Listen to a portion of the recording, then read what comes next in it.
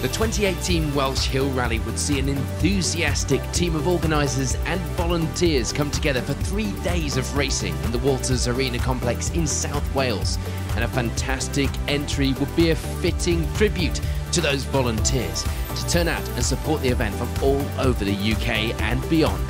Scrutineering Parc Fermé, a social hub and service would all be centrally located with the stages a short distance away, making the event ideal for seasoned Hill Rally veterans and first-time entrants and team members alike. Friday would see the crews tackle 2 runs of a short qualifying stage to establish the running order, before the real competition started on day 2 with over 60 competitive miles of stage. So let's head into those short opening stages then, and despite a few years out of competition, it would be the early lead for Dan Lofthouse and Tony Coyd. The stages only being short, it meant that the times at the top would be close as well.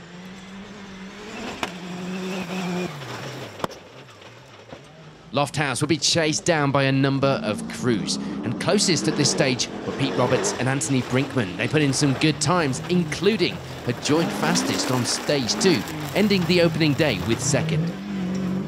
Ian Rochelle and Chris Hammond were no strangers to hill rallies.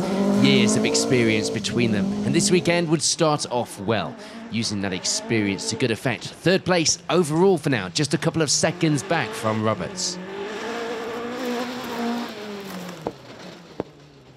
For Andy Skelly and Paul Harris, it will be 4th, themselves only 2 seconds back from Rochelle and 8 off the lead. The pair also lying 2nd in the class at this stage as well. Steve Hyatt and Ian McMahon had already enjoyed some good results in the AWDC Championship this season, so they were on good form. They start the event as they meant to go on as well, with some good times putting them in 5th overall.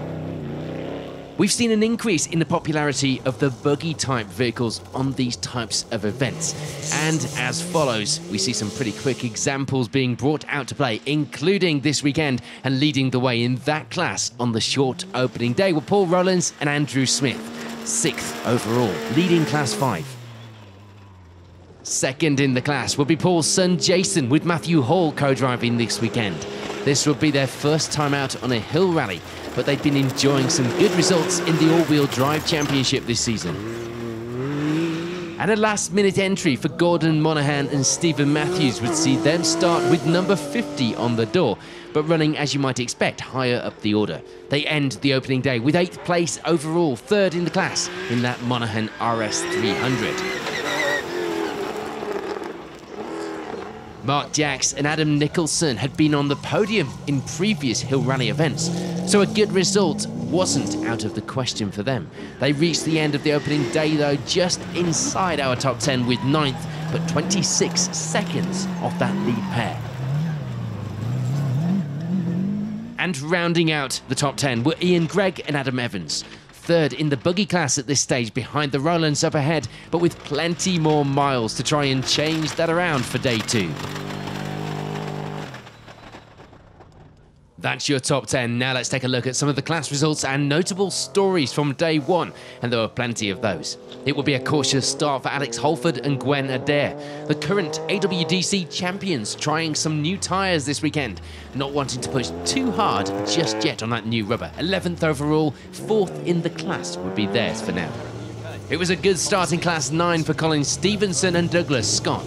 Regulars in the Scottish Championship and Borders Hill Rally, the pair had made the long journey down to Wales, and it was paying off so far, leading Class 9, 13th on the leaderboard. Michael Tilney and Ryan Pinekey would be getting used to the car again after racing somewhat different events in Africa recently. Their cautious start would see them take 15th place for now, 5th in their class.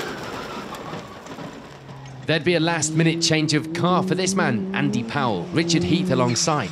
Not ideal, but at least the pair were still able to be on that start line. They end the day with 16th overall, 7th in their class. Phil Bayliss and Lance Murphy, meanwhile, would make a perfect start to the event. Running first on the road for this evening's stages didn't cause them any problems whatsoever. They end the day with the lead in Class 3 as well as 18th overall. Things almost ended very early, though, into the event for George Bryson and Wallace McKay. A bit wide over a jump early into the first stage, narrowly missing a large boulder.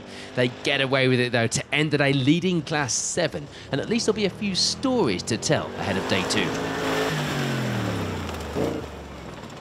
James Ford makes a pretty significant switch from rallying this season to a Dakar spec bowler, with Paul Chambers alongside. This evening's stages will be the first time doing anything like this, so a little caution would have to be taken, but second place in Class 9 was a good start for the pair. Mark and Derek Mcneil were another crew regularly seen on the Borders Hill Rally up in Scotland. They make the journey to Wales this weekend to sample somewhat drier stages, it has to be said. Things were going well for the pair, who take second in Class 7 for now. Regular Comp Safari competitors Ian Childs and Gary Bull come to this event with limited hill rally experience, so the short opening day will be a good way to get used to things. They end the day with third place in Class 9 as well, 22nd overall. It will be a good start to the event, meanwhile, for Ashley Bartlett and Niall Banyard. Second place in Class 3 for the pair. Banyard, of course, used to the driving seat himself, so there will be probably some pressing of the imaginary pedals on that side of the car this weekend, you have to imagine. After a switch to the driving seat this season for Becca Clarkson, it will be another big step to enter the Hill Rally this weekend, enlisting the help of current Northern Off-Road Championship leader Aston Cox in the co-driver's seat. Things going well for the pair at the moment, leading Class 4 at this stage. And like many others this weekend, will be the first time out on a hill rally for Graham Ponton and Barry Marshall. The pair no stranger to some good results in local comp safaris though. This weekend, they start the rally with third in the class, 29th overall, a grueling event ahead.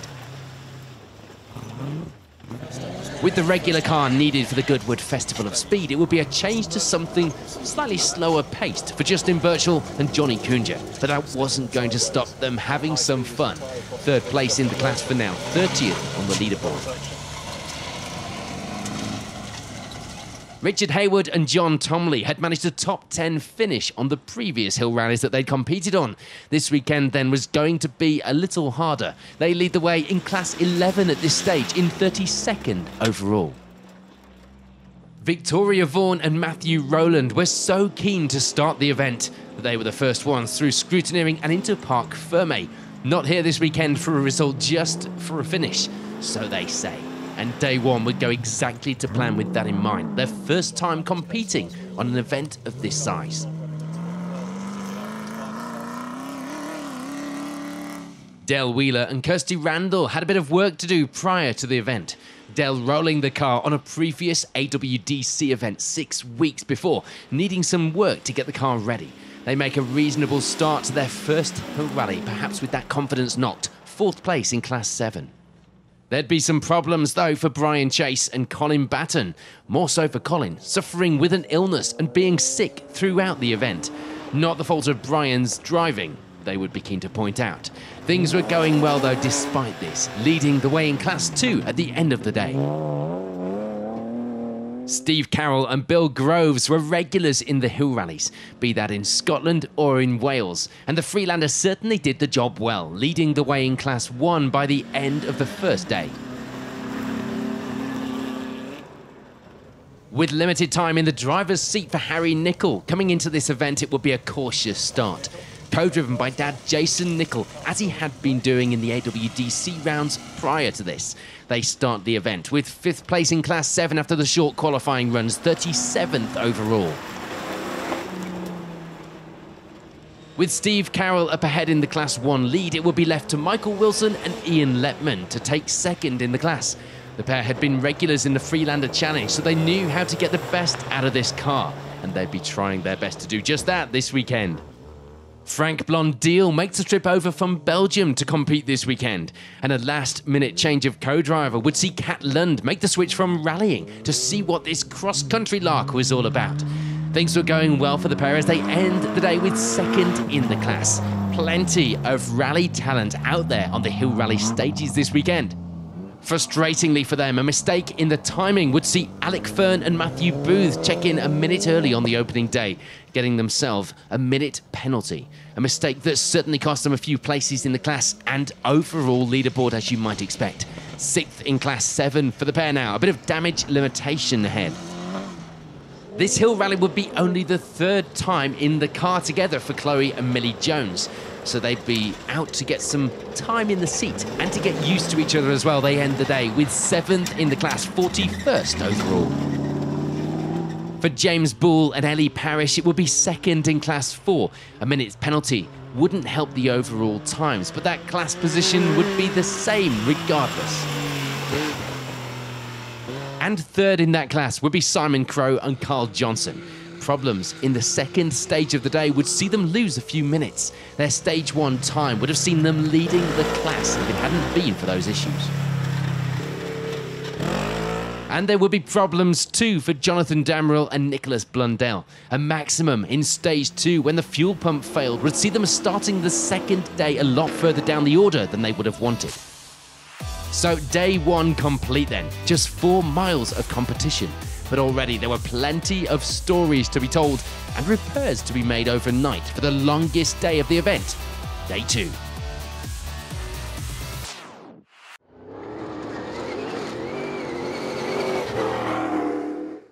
On we go to day 2 then, and dust would be a major issue. Of course, the UK partway into this heat wave we've all been enjoying so much. So much so in terms of the dust that it was decided the event would switch to 2-minute gaps, meaning a few of the stages would have to be cut in order to keep to the schedule. But it would provide a much safer and more enjoyable event for the competitors, of course. Over the course of the 2nd day, things would be going to plan overall for Dan Lofthouse and Tony Coyne. A puncture in the opening stage would see them lose a bit of time, but nothing that they couldn't handle or fight back. They would have preferred, of course, the gap to be a little bigger, though, given that the car was on loan from Mike Moran and was needed for Goodwood the following week, so they didn't want to be pushing beyond their or the car's limits. So the lead may not have changed, but places below that certainly had. Steve Hyatt and Ian McMahon stepping up into 2nd place now, 44 seconds back from Lofthouse by the end of the slightly shortened 2nd day. We'd lose one of our notable leading crews early on, Ian Rochelle and Chris Hammond, calling it a day in the 2nd half of day 2 after putting in some good times all morning. So that would provide more change to those still competing. And for Pete Roberts and Anthony Brinkman, it would sadly for them be a slip down into 3rd place now. Pipped to that spot overnight by Hyatt. The difference between the pair, only 11 seconds at the end of the day. There was a move the right way on the leaderboard though for Gordon Monaghan and Stephen Matthews, gaining a few positions to end the day with 4th, themselves only 24 seconds back from Roberts. There wouldn't be any change in the class though for Paul Rowlands and Andrew Smith, still leading the way in class 5 at this stage, though they do drop down a position overall. It wasn't through lack of trying though, their commitment on the stage is clear to see. For Ian Gregg and Adam Evans, it would be 6th place at this stage, gaining a few positions throughout the day. Problems on the last stage did look set to ruin this, but with the stage stopped and the times cancelled, it meant no time lost and a quick repair would have them out racing for day 3. Alex Holford and Gwen Adair were having problems of their own. Part of the rear suspension breaking on the final stage of the day, causing for some interesting handling. Thankfully, they also benefit from the final stage being scrapped, ending the day with 7th overall. It was a puncture on stage 6, causing Jason Rowlands and Matthew Hall to fall down the order from where they started the day. In fact, the time gained for Ian Gregg too would also see them drop to 3rd in the class now. But with a full day's racing still to go, it was all still far from decided, of course. Day 2 would get off to a much better start though for Ian Charles and Gary Bull, moving the right way on the overall standings into the top 10 now. 9th place overall to be exact was theirs, as well as the class 9 lead.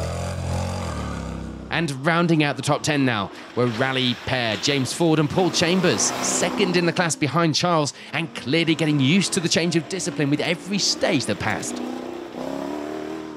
Let's take a look then at some of the places outside of our top 10, and it would be the Class 7 lead for Mark and Derek Mcneil. The lead there would be a good one as well. Things remaining pretty much the same for Colin Stevenson and Douglas Scott over the course of today.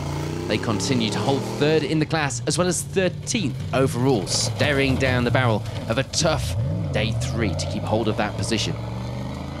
Martin James and Charlie Morgan were gaining some time now that they were getting the seat time in the car.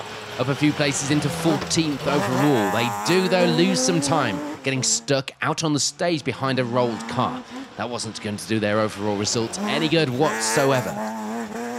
Things were still going to plan, meanwhile, for Phil Bayliss and Lance Murphy.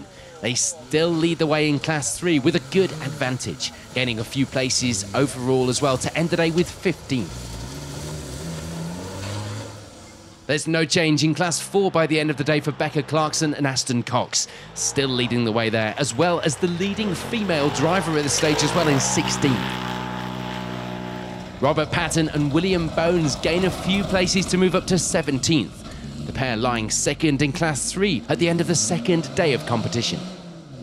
Chris and David Bowler will be gaining some time throughout day 2. The car probably unique in the competition this weekend in that it's built to cover multiple disciplines, from the Ultra 4 to Comp Safari.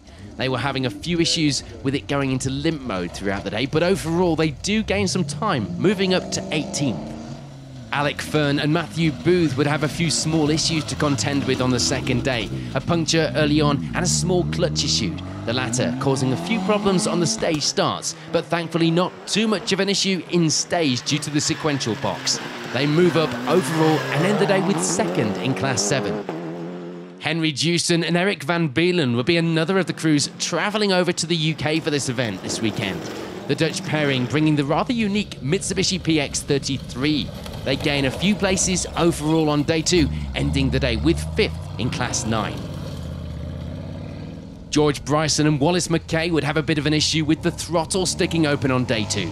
The heat was melting the engine cover, pushing down on the throttle linkages. It would cost them some time as well while they stopped to resolve the issue, but they do still hold a podium place in Class 7. No change in the class for Justin Birchall and Johnny Kunja, still holding on to that 3rd in Class 3 and still having fun out on the stages, gaining a few positions on the overall times as well to lie in 22nd. Simon Crowe and Cole Johnson were fighting back from their day 1 problems, moving the right way on the leaderboard now, both overall and in the class. They end the second day in a much better 23rd overall, 2nd place in Class 4. Del Wheeler and Kirsty Randall would lose a little time with the engine cutting out in one of the stages. But overall, they were up. 4th in Class 7 for the pair now, up 10 places overall into 24th. We'd see no change in the Class 1 fight though. Steve Carrell and Bill Groves continuing to hold on to that lead in the class in their Freelander. The lead in the class now much bigger due to problems for their rivals. An overshoot for Harry and Jason Nickel would be a bit of a wake-up call and a sign that they were pushing. They lose a little time, but nothing too serious, getting away with it. The pair also struggling with the dust after catching a competitor in the stage, despite those 2-minute gaps, being forced to follow them for a few miles. Overall, though, a good end to the day with 5th in Class 7, 26th on the overall leaderboard. That move up the leaderboard for Simon Crowe means it's a move down a place in the class for James Bull and Ellie Parrish. They take up 3rd in Class 4 now, but their overall position improves to 27th. Jonathan Damrell and Nicholas Blundell will be one of many crews suffering with the heat, themselves and the car. A wet rag on the fuel pump was an attempt at solving some of the car's issues, wetting it at every opportunity that they got. They end the day with 6th in the class, 28th overall. Frustratingly for Rod Parker and Dave Hooper, things were not exactly going to plan. They dropped places on day 2, ending with 29th overall. Time was lost when the pair got held up by a car blocking the stage. A frustrating way to move down the results. All they could do was make sure that they push on for day 3 and get back up that leaderboard. Chloe and Millie Jones will be unintentionally lightening the car, moving their way up the results, losing the tailgate and spare wheel in one of the stages. Thankfully, all undamaged and returned to the crew later in the day. They end the second day of competition 7th in the class, gaining a few positions overall as well. Meanwhile, it was gearbox issues causing some concern for Victoria Vaughan and Matthew Rowland, having to pull over and eventually limp through the stage. They do get things repaired and ready for the final stage of the day, but it would end up being cancelled due to a blockage. Perhaps a stroke of luck for the pair, as they could now concentrate on making sure the car was 100% before that final day of racing. Things will be staying much the same for Richard Hayward and John Tomley. They would be the only ones in class, so that position was safe, provided they could get to the finish line, of course, and in this type of event, that's a tall ask on its own. We'd see mixed fortunes for Frank Blondeel and Kat Lund. They do step up to the Class 2 lead now, but sadly, it wouldn't last. The pair reaching the end of the day, but with issues on the car preventing them from restarting again for the final day of competition. The change in the class would be due to the loss of Brian Chase and Colin Batten. The drive shaft coming out when the pair took a jump in the stage, and unfortunately, it found its way back into the gearbox through the casing. Game over for the pair. Fuel pump relay issues would cause problems for Andy Skelly and Paul Harris. Their great end to the opening day now all in the past as they get stuck in the stage and miss further stages due to their problems. They do end the day, though, way down the results. Problems too for Michael Tilney and Ryan Pinekey, breaking the rear diff and the spare being a 7-hour round trip away. They finally get things fixed at 2 AM, ready to start on day 3. There's no change in the class for Michael Wilson and Ian Letman, still lying second in Class 1 at this stage, but the overall times had suffered, down a few places on that overall leaderboard. Meanwhile, there would be a lot of time lost for Andy Powell and Richard Heath as well, dropping 29 places in day 2 due to a broken transmission on only the second stage of the day.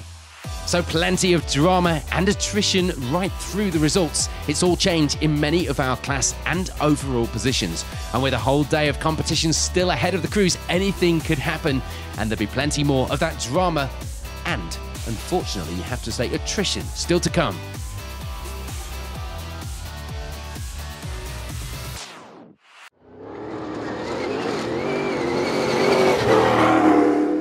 So, John, you and your team have organised this amazing event this weekend. How did it all come about?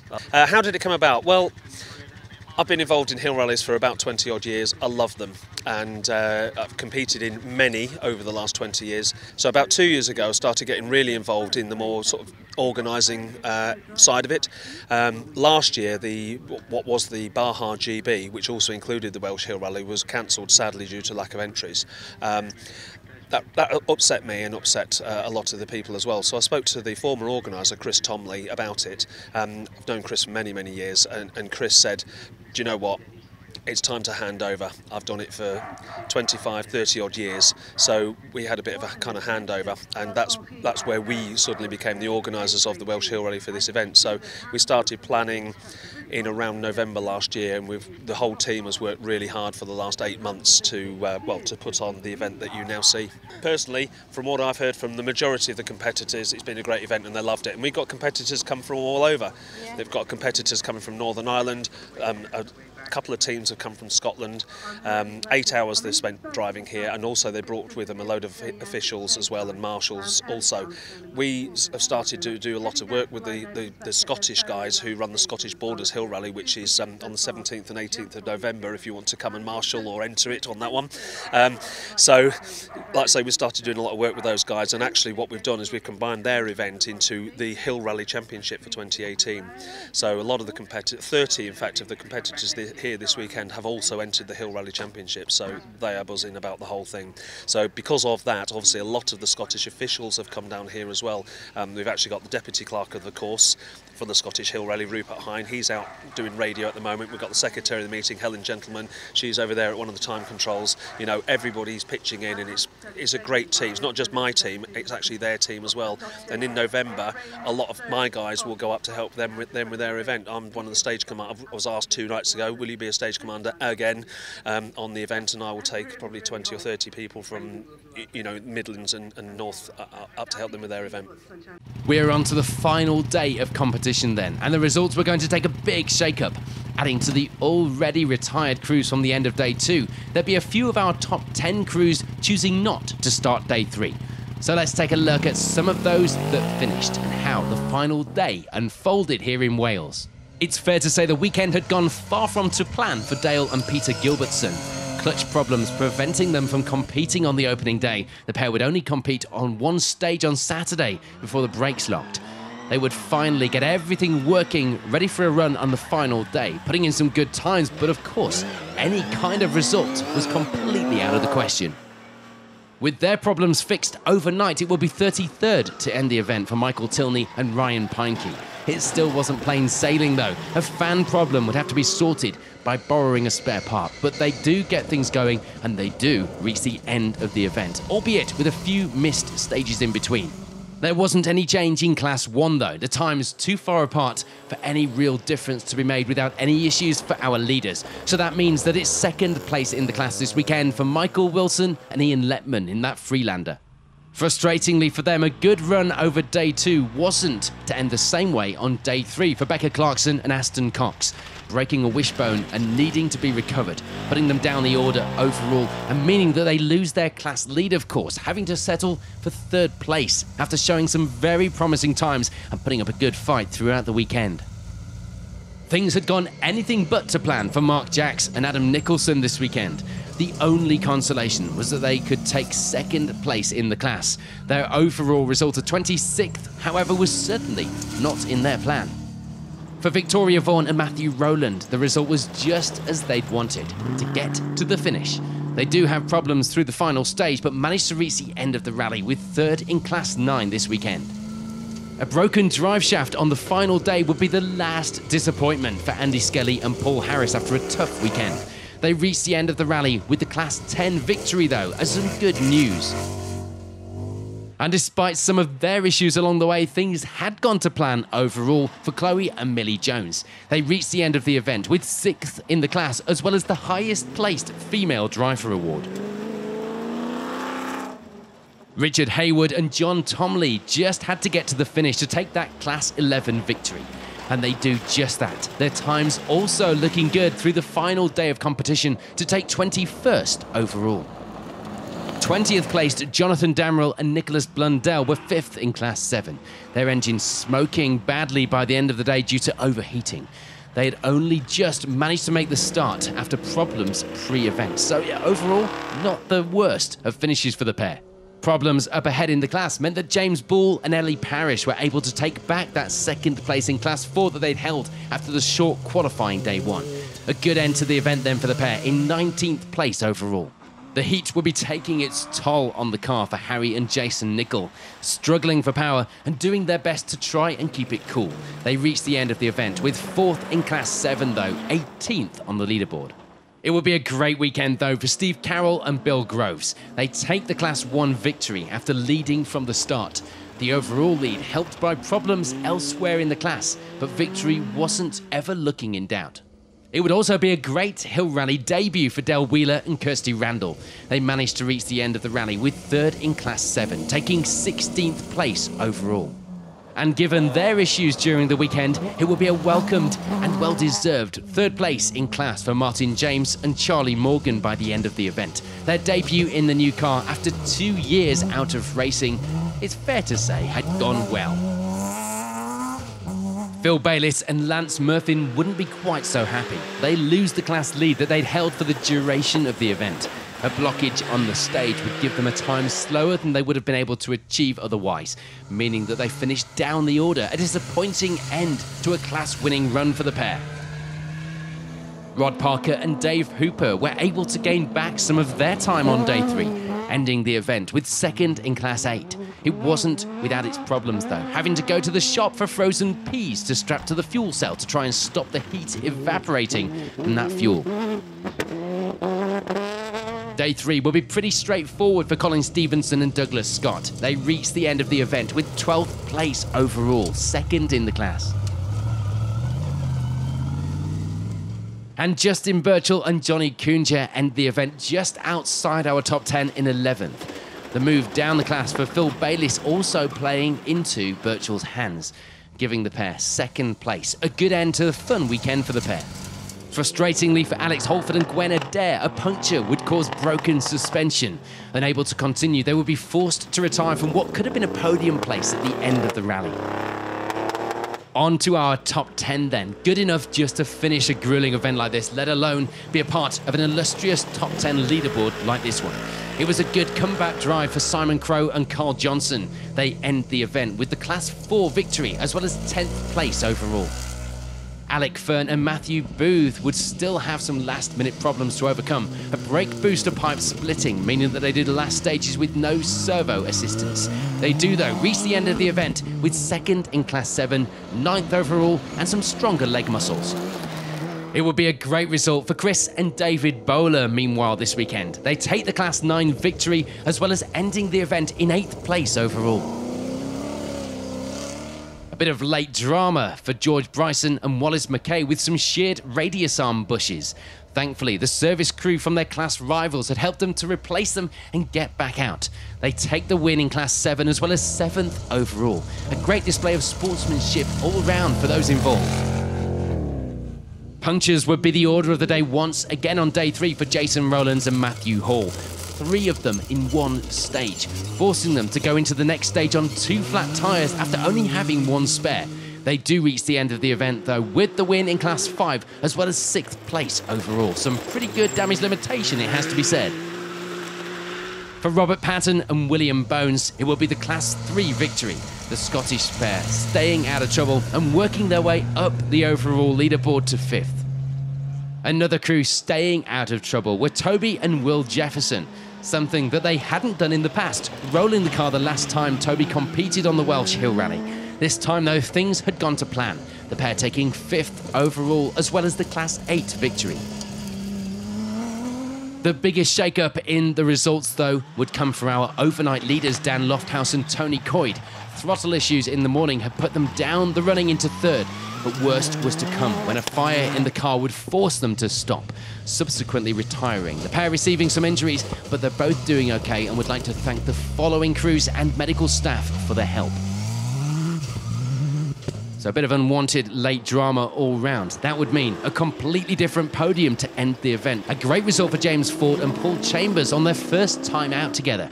James using the event as a test for the new car, and they couldn't have asked for a better result. It would also be a welcomed end to the event for Ian Gregg and Adam Evans. The pair had been strong on the stage times all weekend. A few problems had slowed them a little, but there would be many out there with more problems than they'd had. They get to the end of the event with 2nd place overall, missing out on victory by just 34 seconds. But that means it's victory this weekend for Paul Rowlands and Andrew Smith, themselves having their own fair of issues throughout the weekend, as you'd probably expect on an event of this magnitude. But they reached the end of the rally in the lead, taking that victory home. Confirmation then of the results at the end of an action-packed, dusty event here at Walters Arena. Plenty of rally crews coming out to sample some off-road racing. Could that be a sign of things to come? A well-deserved podium, and congratulations to those who made it to the finish of such a tough and grueling event. A rather tricky weekend, to say the least, but massive congratulations. Yeah, thank you very much. Yeah, it's been a pretty Tetris weekend. It's been you have to really look after your vehicle, lots of punctures. A few people are not happy with the way things went yesterday, but we just drove steady, just try to get to the finish. I'm pleased to win first rally. Thoroughly enjoyed it. Good event. Yes, we had a really good time over the stages today. This morning we set out to catch Paul. Unfortunately, we found out before going into the last stage we'd broken an engine mounting, so we actually had to back off. We had a little fire before we went onto the last stage as well on the rectifier on the machine. Went into the stage really to go through the stage and finish, and then we came across Dan, who was obviously on fire. So we stopped that and got the fire out for Dan. Been quite interesting, shall we say, this weekend. But yeah, loved it. Loved every minute of it. Yeah, we'll be back next year. This is your first event doing anything like this. How did you find it? It was different to the stage rally. It was quite rough and stuff like that, but I think we gained a lot in the fast bits where we had experience of that. I think reliability was a big thing this weekend. I think a lot of people broke down, so we did all right. Touch wood, there's nothing wrong with it, so it should be good. Well, I mean, this is a good tester for you because you've got a fair few hot places planned out next, haven't you? Yeah, we're doing the Baja Aragon in Spain in 2 weeks. It did overheat here actually, but it was a faulty radiator cap, we think, so we'll fix that, so hopefully it should be good. So yeah, onwards and upwards, thanks to the guys and everything, and it's been a good weekend. That's all then from the special stage coverage of the Welsh Hill Rally for 2018. The event will return next year, and for those wanting more this season, the Borders Hill Rally runs in November, details of which can be found online. But for now, that's all we have time for. Thank you for watching Special Stage.